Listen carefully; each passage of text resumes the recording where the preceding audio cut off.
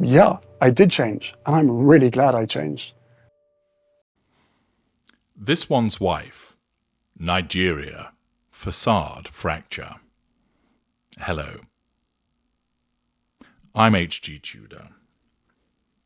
Mid-range narcissists and greater narcissists operate with a facade. What that means is that to the outside world, to third parties, those types of narcissists present a particular image that doesn't fit with the reality of the way that that person behaves. It doesn't show how they control people. It doesn't show the devaluing behaviours that they engage in against certain individuals, usually behind closed doors, away from public scrutiny. The facade is hugely important to both mid-range and greater narcissists. Greater narcissists have excellent facades, and for the most part, those facades rarely fracture. There will be instances where it occurs, but they are unusual.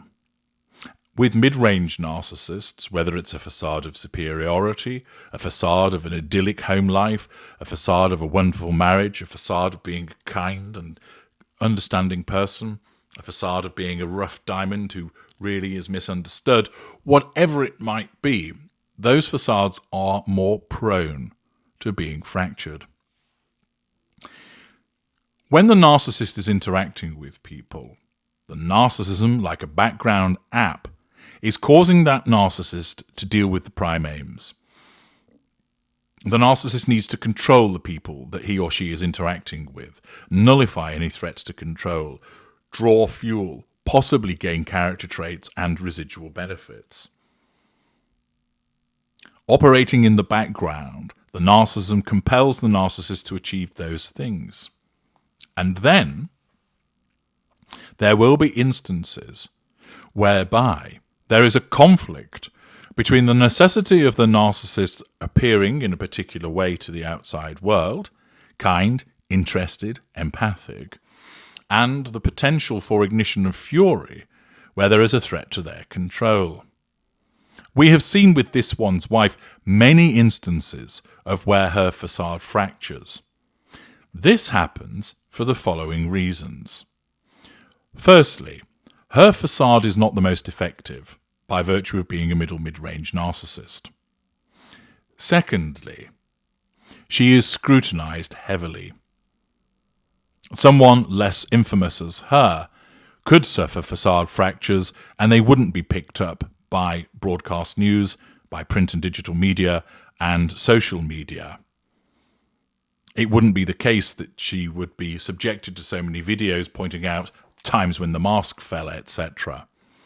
But because she's so prominent and so many people have an interest in her, largely based upon the fact that they don't like her, this means that each event that she attends to, which ends up invariably being filmed, there is an opportunity to scrutinize that footage and see the instances where that facade slips. Where this one's wife is wounded or receives challenge fuel, either of those interactions threaten her need for control. The instinctive response of her narcissism is to then ignite her fury to drive her to nullify that threat to control. That means possibly lashing out physically, shouting at somebody, insulting them, berating them, and other manipulations besides. Now, that's all very well happening behind closed doors in Monty's shit show by shouting and screaming at Harry and smashing the crockery. But if she were to do that in a public place, then she would lose control of those around her. And remember, the job of the narcissism isn't to lose control, it's to get it and to keep it.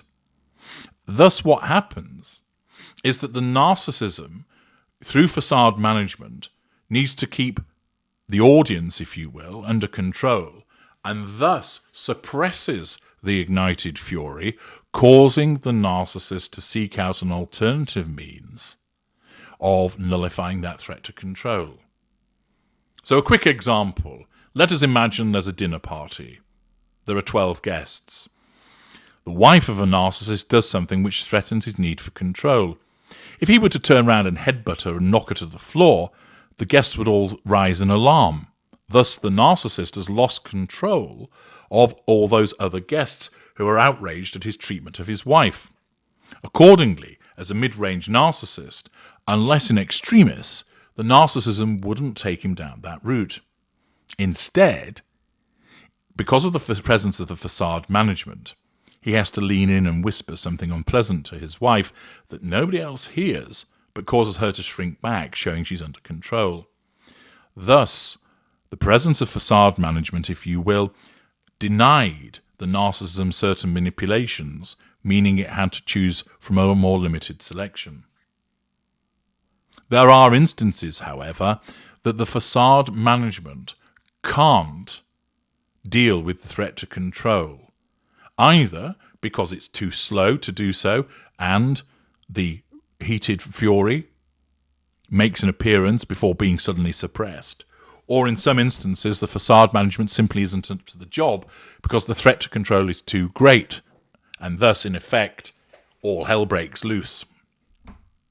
With this one's wife, because of her misfiring facade management, which basically is being repeatedly strained by the repeated threats to control that she experiences, meaning that there are more instances of slips in her facade, this is why we see more of the fractures.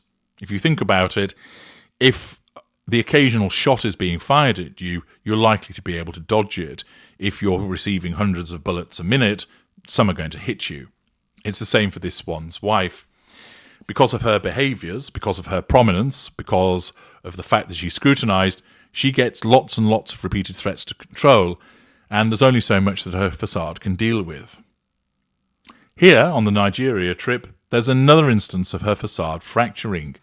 I'm going to play you the short piece of footage and then analyse it for you. Here it comes.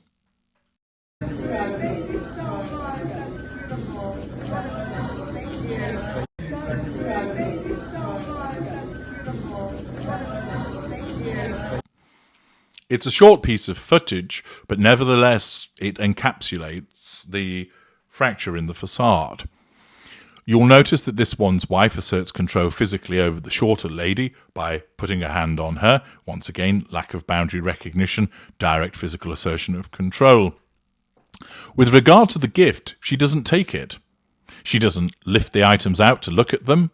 She doesn't take the box to peer at it more closely.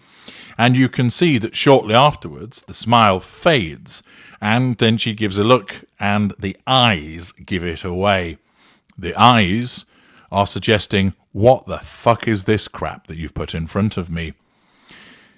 You'll also notice Harry doesn't look particularly impressed either.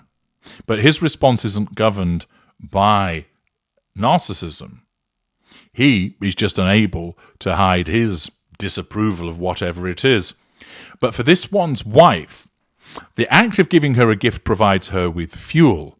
But it's only positive fuel. It's a gift that she approves of. For instance, if she were being given a tiara, which read Princess This One's Wife on it, or it was a box of cash. Here, whatever it is, and it possibly might be something wooden, but no doubt is of significance for this kind gift to be given, doesn't meet with her approval. And therefore, because it doesn't meet with her approval, it's challenge fuel. And rather than show good grace, her narcissism thinks, fuck me, who do you think you are giving me this crap? Accordingly, the ignited fury appears just for an instant, and you can see it in her eyes, as if to say, you're bothering me with this shite. The facade management slips for a moment.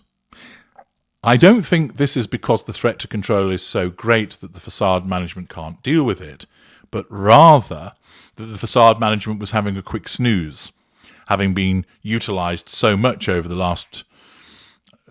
Having been utilised so much, it ends up thinking, I'll just take a quick nap to recharge the old batteries, and then has been caught, literally, napping, as a consequence of this threat to control. So the heated ignited fury is given a chance to make its appearance, but the facade management wakes up and gets back in, preventing an incident of her grabbing the box and throwing it in the air and yelling, what do you think you're doing, giving me this shite? But you can see by the reduction in the smile, it fades away, but also the look in her eyes, that the facade does indeed fracture. Another instance of her narcissism in action. I'm H.G. Tudor. Thank you for watching.